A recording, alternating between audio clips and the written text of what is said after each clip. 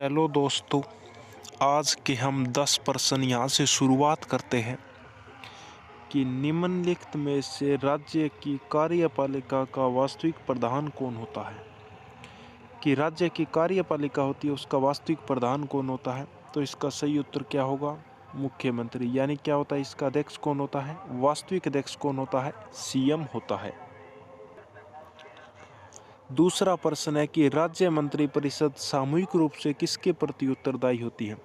तो ये किसके प्रति उत्तरदायी होती है, यानी राज्य की जो मंत्रिपरिषद होती है वो सामूहिक रूप से किसके प्रति उत्तरदायी होती है। तो उसका सही उत्तर होगा विधानसभा के प्रति क्या होती है, ये सामूहिक रूप से उत्तरदायी होती है।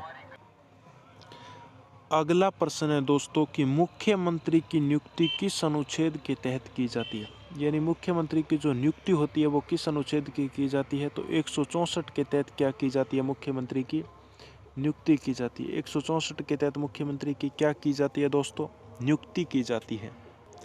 अगला प्रश्न है दोस्तों कि किस अनुसूची के तहत राज्यपाल मंत्रियों को पद और गोपनीयता की शपथ दिलाता है।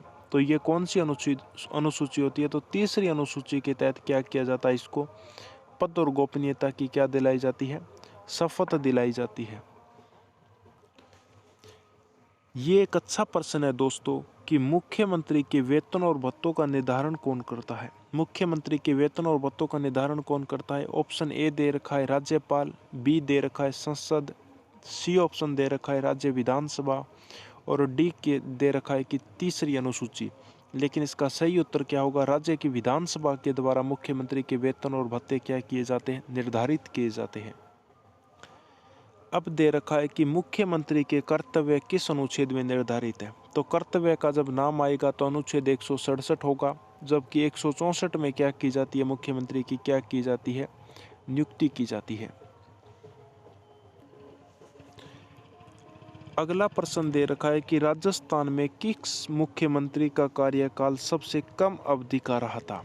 तो इसका सही उत्तर क्या होगा, भैरों सिंह शेखावत, जय नारायण व्यास, शिवचरण माथुर और टीकाराम पालीवाल। लेकिन इसका सही उत्तर क्या होगा, भैरों सिंह शेखावत का कार्यकाल क्या रहा था, सबसे कम अवधि का रहा था। ये प्रश्न दे रखा है कि राज्य के एकमात्र अल्पसंख्यक मुख्यमंत्री कौन हुए थे। राजस्थान की क्या पूछा है, इसमें अल्पसंख्यक मुख्यमंत्री के बारे में पूछा है। अल्पसंख्यक मुख्यमंत्री एकमात्र कौन हुए थे। तो इसमें ऑप्शन दे रखा है अमीन खान, नंबर 2 भैरू सिंह शेखावत, सी बरकतुल्ला खां और डी दे रखा है जगन्नाथ पहाड़िया। लेकिन इसका सही उत्तर क्या होगा दोस्तों, बरकतुल्ला खां। बरकतुल्ला राजस्थान के क्या हुए थे, एकमात्र अल्पसंख्यक मुख्यमंत्री हुए थे। दोस्तों ये 3 से 4 प्रश्न जो मैं डेली भाषा और साहित्य के लेकर के आता हूँ, इसमें से हमेशा आपको इम्पोर्टेंट प्रश्न ही दिए जाते हैं, इसलिए आप इन प्रश्नों को गौर से देखते रहना और लिखते रहना, साथ साथ नोट करते जाना इन प्रश्नों को। यहाँ से आपको एज इट इज़ प्रश्न मिलेंगे आने वाले एग्जाम्स में। और ये प्रश्न पहले के आए हुए हैं सारे। वीर सतसई, सती रासो, वंश भास्कर के रचयिता कौन थे। वंश भास्कर, सती रासो, राम रजाट, छंदमयुग, वीर सतसई, ये सब रचना किसने की थी।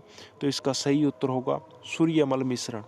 सूर्यमल मिश्रण के बारे में तो हर किसी ने सुना है, उसकी रचनाएं हैं वो हर लगभग पेपरों में पूछी ही जाती है। अगला प्रश्न दे रखा है दोस्तों, कोई दादू दयाल की रचना किस भाषा में हुई है। तो दादू दयाल का संबंध कहाँ से रहा था, जयपुर नरेणा से रहा था। इसका संबंध कहाँ से रहा था, जयपुर नरेणा से रहा था। और इस पथ की कुल 5 शाखाओं का वर्णन हमको देखने में मिलता है, ठीक है। और ये अहमदाबाद के रहने वाले थे और साबरमती नदी में कहा जाता है कि ये बहते हुए मिले थे, इसलिए इन साबरमती नदी को पुत्रदायिनी नदी के रूप में भी जाना जाता है, ठीक है। 1585 के आसपास दादू दयाल ने अकबर से भेंट की थी, फतेहपुर सिकरी में ये मिले थे। जबकि दादू दयाल की जो अधिकांश रचनाएं हैं वो किस भाषा में मिलती है, ढूंढाड़ी में मिलती है, क्योंकि जयपुर के आसपास की भाषा ढूंढाड़ी ही रही है। ये एक अच्छा प्रश्न है कि निमाड़ी और रागड़ी किस की उपबोली है। ये क्या है दोस्तों, ये एक उपबोली ही रही है। निमाड़ी और रागड़ी किसकी उपबोलियाँ रही है। तो ये मालवी की उपबोलियाँ रही है। और ये एक अच्छा प्रश्न है दोस्तों, आपसे पूछा जा सकता है, इंपॉर्टेंट प्रश्न बनता है ये कि निमाड़ी और रागड़ी किसकी 2 उपबोलियाँ रही है। तो इसका सही उत्तर क्या होगा, मालवी होगा दोस्तों। इसी के साथ में अपने 10 या 11 क्वेश्चन कंप्लीट होते हैं और इन्हीं प्रश्नों की श्रृंखला के साथ में कल हम फिर से मिलते हैं और आप कमेंट करके ज़रूर बताना कि आपको इन क्वेश्चनों से फ़ायदा हो रहा है या